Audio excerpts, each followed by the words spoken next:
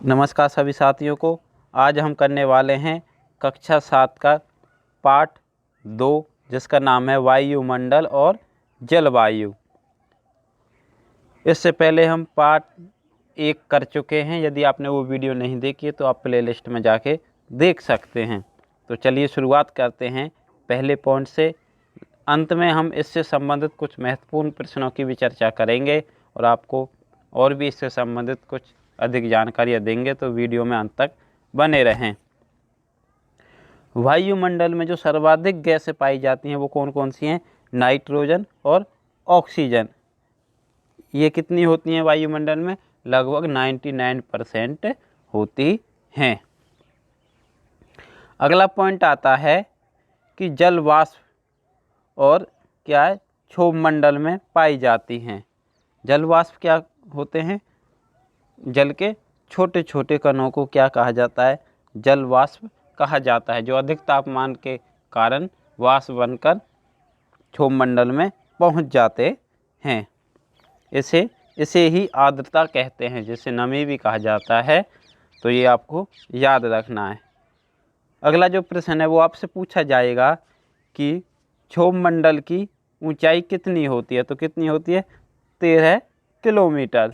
मौसम संबंधी घटना है, जैसे कि आपका वर्षा हुई, कोहरा हुआ, आंधी तूफान और जो ओले पड़ते हैं, ओलावृष्टि, ये सब कहाँ पाया जाता है? क्षोभ मंडल में ही पाया जाता है। बहुत बार पूछा गया है कि मौसमी संबंधी जो घटना हैं वो कौन सी परत में पाई जाती हैं? तो क्षोभ मंडल में। इसकी ऊंचाई कितनी होती है? लगभग 13 किलोमीटर। अब बात करते हैं हम समताप मंडल के बारे में। जो ओजोन गैस क्या है?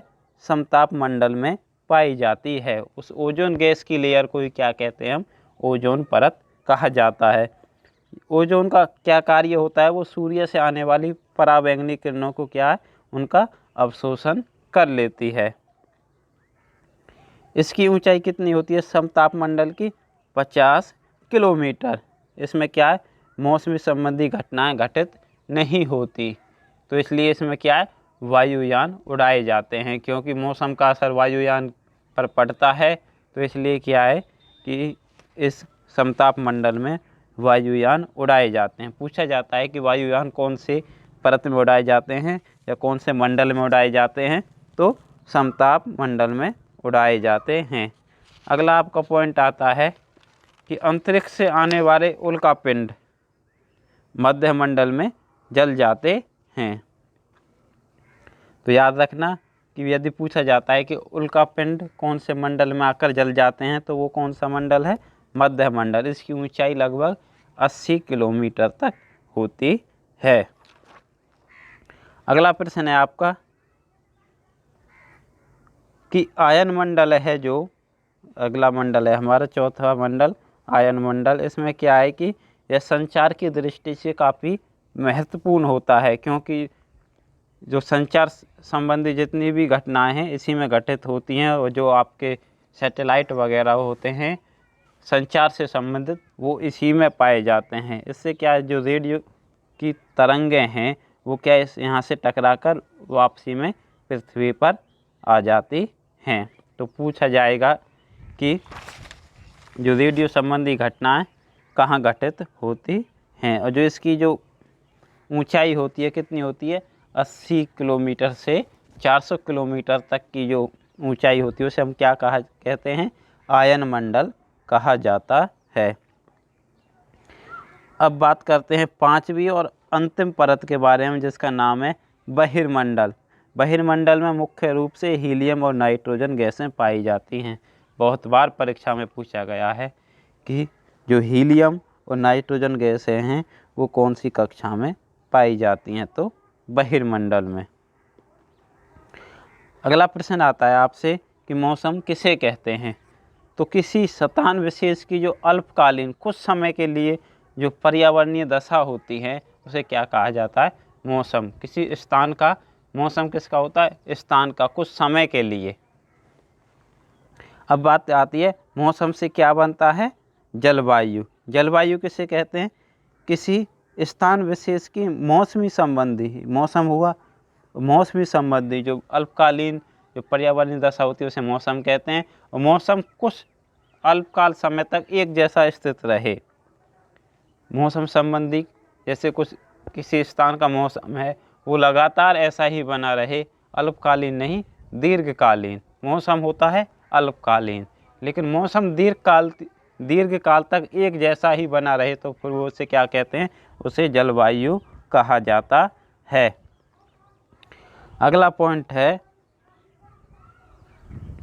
धरातल से क्षोभ मंडल में ऊपर की ओर जाने पर क्या होता है, औसतन यदि हम धरातल से 165 मीटर ऊपर जाएंगे तो तापमान कितना घट जाएगा, 1 सेंटीग्रेड कम हो जाता है। ये आपको याद रखना, पूछा जा सकता है।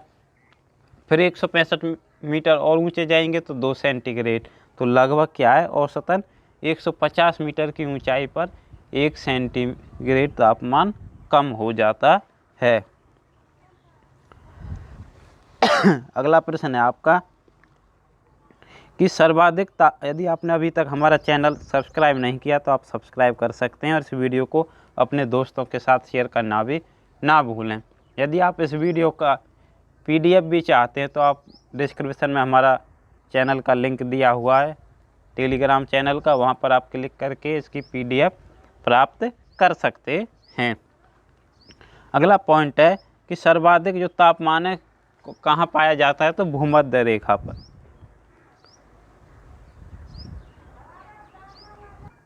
तो सर्वाधिक तापमान भूमध्य रेखा पर पाया जाता है।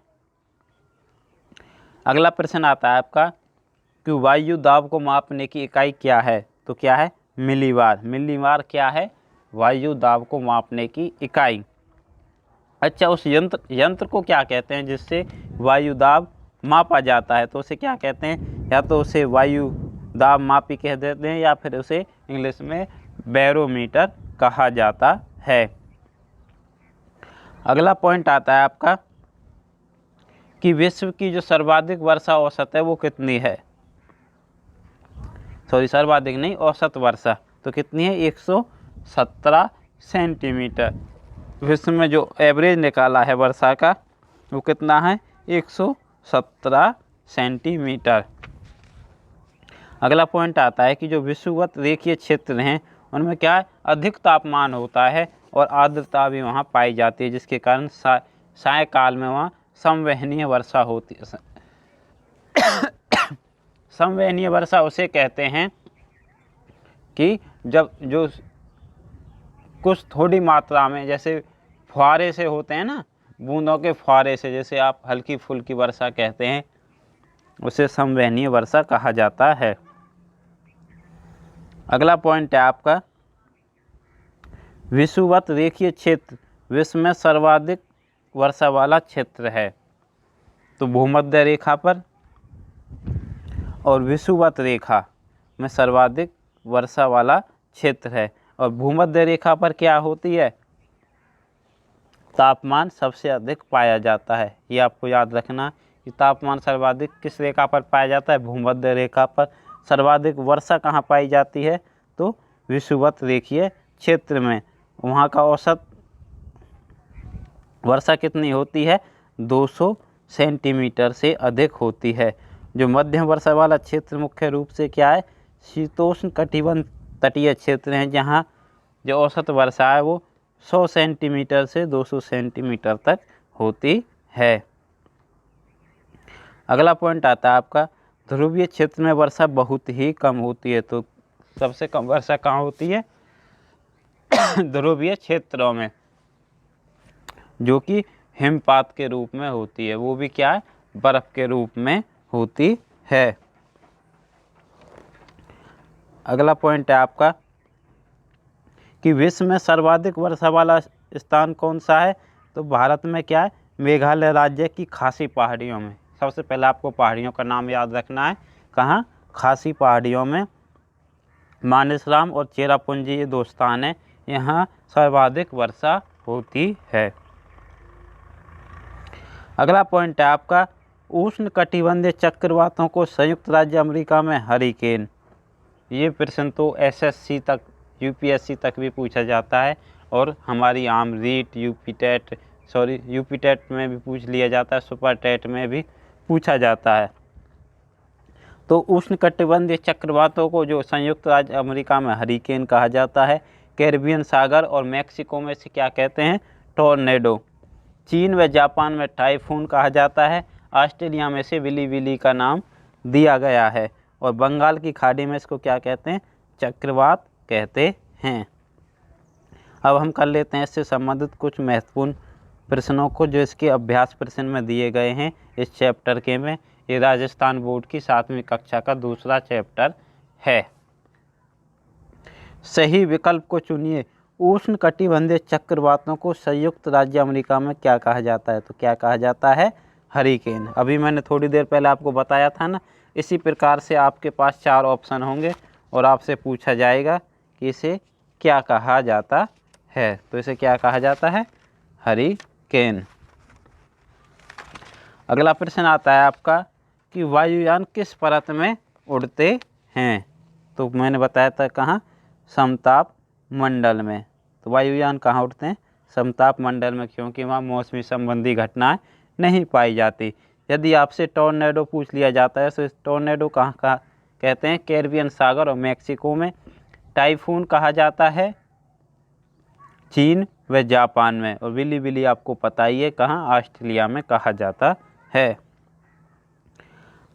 अगला प्रश्न पूछा जाएगा आपसे कि वायुमंडल में सबसे अधिक मात्रा में कौन सी गैस पाई जाती है, तो कौन सी पाई जाती है, नाइट्रोजन। इसकी मात्रा लगभग 78% होती है।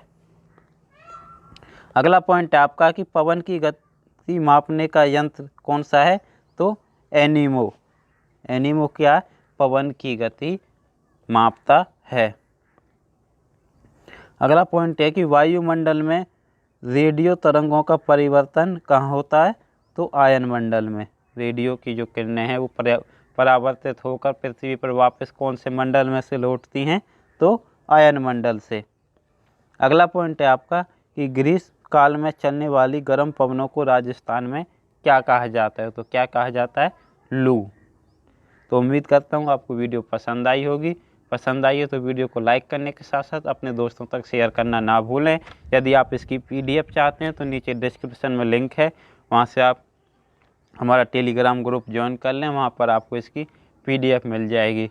हमारे डिस्क्रिप्शन में एक हमारे दूसरे चैनल का भी लिंक है, उस पर आपको टीचर संबंधित सभी प्रकार की जानकारियाँ मिलती हैं, चाहे वो टीचिंग वैकेंसी से जुड़ी हो या फिर एप्लीकेशन फॉर्म से जुड़ी हो या फिर टीचर एग्ज़ाम के रिजल्ट से संबंधित हो, सभी प्रकार की जानकारियाँ आपको वहाँ मिल जाएंगी।